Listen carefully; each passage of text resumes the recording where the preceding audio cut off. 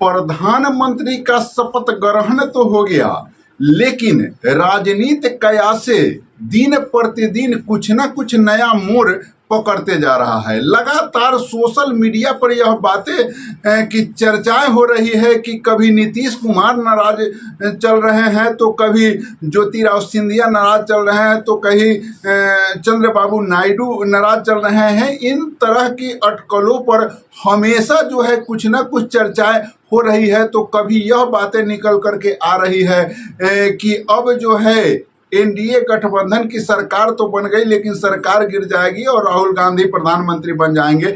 इस तरह की तमाम खबरें जो है सोशल मीडिया पर हो या और किसी भी माध्यम से हो, लगातार जो है ट्रेंड कर रही है, और लोग वाग भी इन सब चीज़ों पर कंफ्यूज हो रहे हैं। आज इन्हीं सभी मसलों पर मैं आपको इस वीडियो में बात करूंगा, और एक खास बात यह लेकर के आया हूं कि यह भी एक ट्रेंडिंग मामला है कि बिहार को क्या विशेष राज्य का दर्जा मिल रहा है। बिहार का वो क्या विशेष राज्य का दर्जा मिल रहा है, यह आज की बड़ी खबर होगी, बड़ी जानकारी होगी। तो चलिए वीडियो पर बने रहिए, हम शुरू करते हैं। मित्रों, हम आपको बतलाते चले कि नरेंद्र मोदी का सरकार बनने से पहले तरह तरह की बातें उठाई जा रही थी।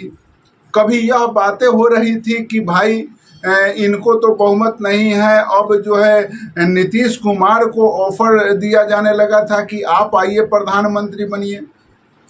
अब नीतीश कुमार गठबंधन में आकर के, एनडीए गठबंधन में आकर के चुनाव लड़े होते हैं, तो इसलिए इनको गठबंधन धर्म को भी देखना है। ये तमाम चीज़ें हमेशा चर्चा हो रही थी, लेकिन इन सभी चर्चाओं पर विराम लगाते हुए और नीतीश कुमार ने एक जब अपना वक्तव्य दिया कि भाई अगर नरेंद्र मोदी जी हमारे काम को करते हैं, हमारा कुछ एकाध काम है उसको कर दीजिए, आपके तमाम आदेशों को हम लोग सर आंखों पर रखेंगे और उसमें मिलजुल करके हम लोग तमाम लोग कंधे से कंधे मिला करके चलेंगे।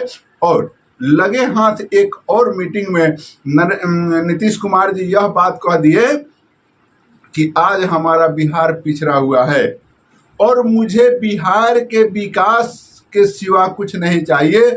मुझे विशेष जो लोग चर्चाएं चला रहे हैं उसे मतलब नहीं है, मुझे चाहिए तो केवल बिहार का विकास चाहिए। अब सेंट्रल में सरकार हो गई है, राज्य में सरकार हो गई है, अब डबल इंजन की सरकार हो गई है, और वैसे परिस्थिति में विकास की गति तेज होगी ही होगी। लेकिन अगर विकास की गति तेज भी की जाती है तो बिहार को एक सम्मानजनक स्थान पर लाकर खड़ा करने में 5 वर्षों की समय लग जाएगी, 6 वर्षों की समय लग जाएगी। यह आदरणीय नीतीश कुमार जी का कहना है। और तब वह अपील करते हैं प्रधानमंत्री जी से कि महोदय, अगर आप बिहार को विशेष राज्य का दर्जा दे देते हैं तो ये तमाम चीज़ें जो है 2 साल में पूरा हो जाएगी, और भारत में बिहार भी एक प्रतिष्ठित राज्य के श्रेणी में आकर के खड़ा हो जाएगा। जो सदियों से जिस बिहार का इतिहास रहा है, सारा दुनिया का इतिहास समेटे यह बिहार खड़ा है, और यह हाशिए पर है। इसलिए इस पर थोड़ा सा ध्यान दीजिए, और मुझे बिहार के विकास के अलावा और कुछ नहीं चाहिए। यह नीतीश कुमार का मांग था। तो और तरह तरह से लोगों का विनम्रनाएं चल रहा था, मीडिया पर चल रहा है कि भाई ये मंत्रालय नहीं मिला, वो मंत्रालय नहीं मिला, नीतीश कुमार नाराज चल रहे हैं। तो मैं जो भी चीज़ों का आकलन किया हूँ, उस आकलन से आकलन आपको करना चाहिए, क्योंकि जो भी चीज़ें, जो भी मंत्रालय, यह सोशल मीडिया पर चर्चा चल रही थी कि जेडीयू के द्वारा जो है वित्त विभाग मांगा जा रहा है, रेल विभाग मांगा जा रहा है, अमुक विभाग रक्षा विभाग मांगा जा रहा है, ये तमाम खबरें चल रही थी। लेकिन नीतीश कुमार के किसी भी आला व्यक्तियों के द्वारा, उस पार्टी के किसी भी आला पदाधिकारी के द्वारा ऐसी बातों की चर्चा नहीं की गई।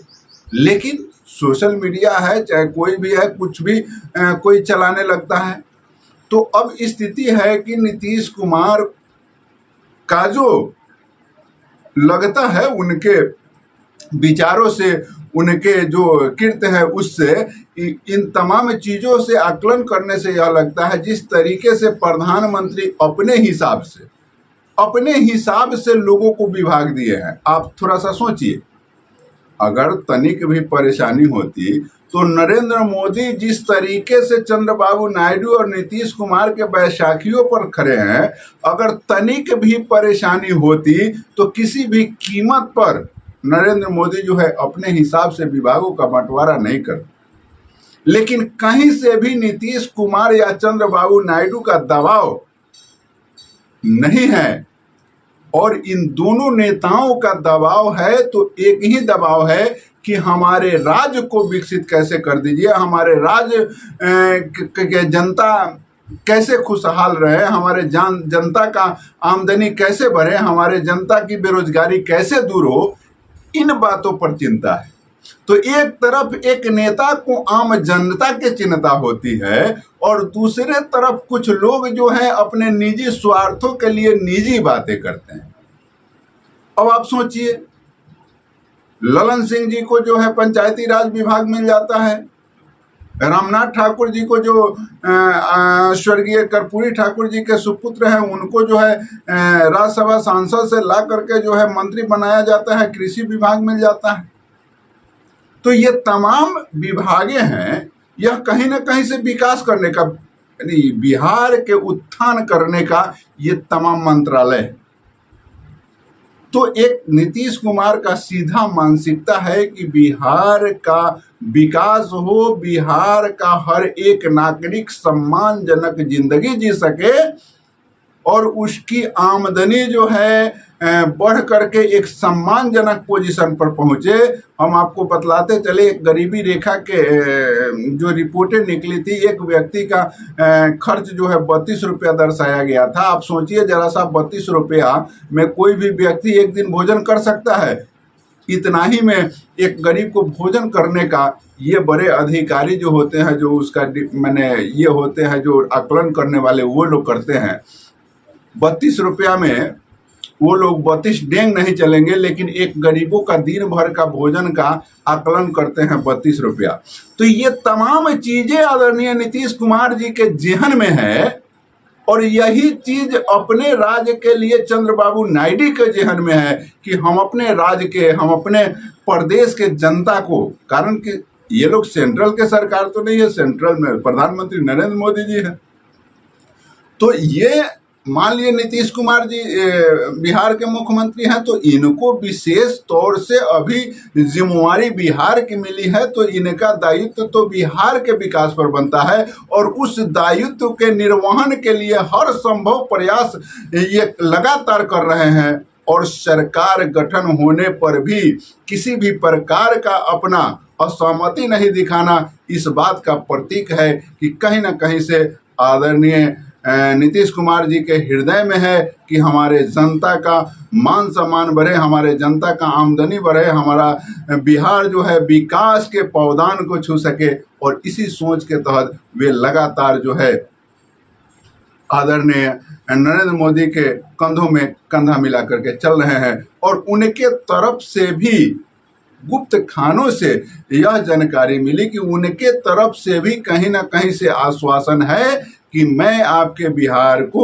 एक सम्मानजनक पोजीशन पर पहुंचा दूं, विशेष राज्य का दर्जा हो या ना हो, लेकिन इतना तो मैं जरूर विशेष व्यवस्था के तहत कर दूंगा कि आपका जो है कोई भी उलाहना हमारे ऊपर नहीं रहेगा।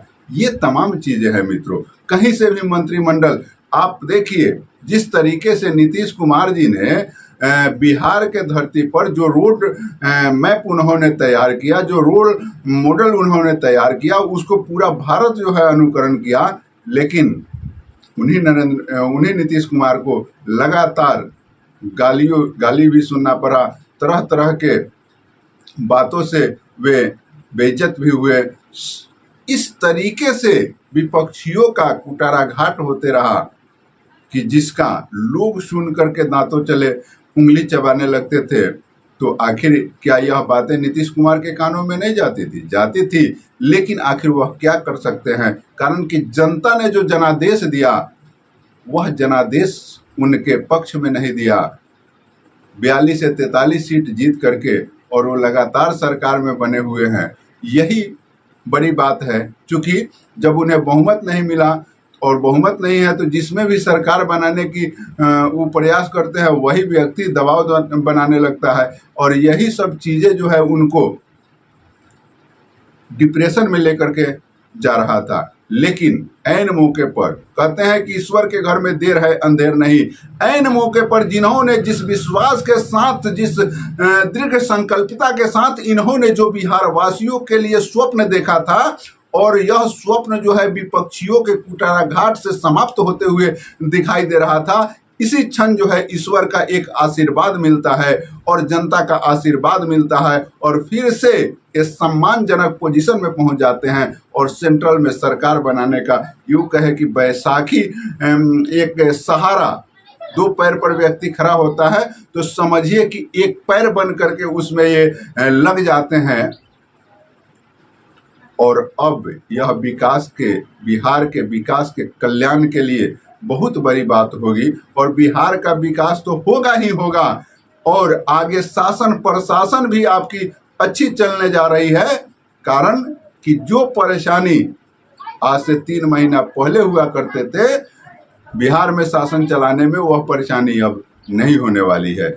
इसलिए नहीं होने वाली है कि कई एक दफ़ा जो है आप लोगों ने सुना होगा, और नीतीश कुमार जी के बयानों में भी यह बात आया है कि जिस तरह से सुप्रीम कोर्ट का फैसला, लास्ट फैसला हो जाता है उसके बाद कुछ नहीं, उसी तरह से बीजेपी में आरएसएस के भागवत जी का फैसला लास्ट हो जाता है, उसके आगे कुछ नहीं।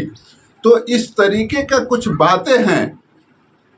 और नीतीश कुमार जी ने आरक्षण पर भी बहुत सारी बातें कही कि आरक्षण के लिए भागवत जी ने यह बातें कही है कि भाई एक ये बना दिया जाए और कमेटी बना दिया जाए, वह कमेटी जो है एक रोड मैप तैयार करेगा, किसको आरक्षण देना है नहीं देना है वह तय करेगा, कितना दिन के लिए देना है वह तय करेगा। इन तमाम बातों से कहीं ना कहीं से नीतीश कुमार जी क्षुब्ध रहते थे, लेकिन ये सभी चीजें किसी दूसरे पार्टी की है। किसी भी गठबंधन में जाने का मतलब यह नहीं होता है कि उसके सारे बातों को हम माने।